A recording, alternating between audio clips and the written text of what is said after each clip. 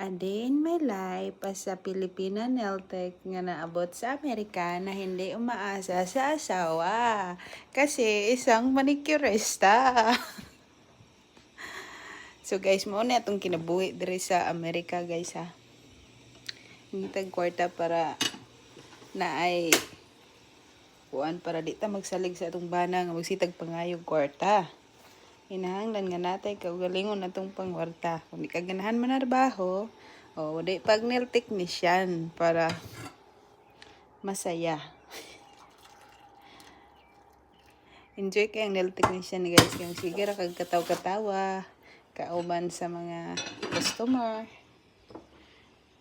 Mao ni ang ato ang design karon nindot kaayo guys. So, ako mga customer magsige sila og balik-balik kay hawod man kay tamang limpyo. Di banta ni basta-basta nga ato arang parus-parusan ang ato ang agi nindot man kaayo ta mo limpyo wala man nagkuan gid kanang kay si kuan pa si ito Ilyas Ohahay.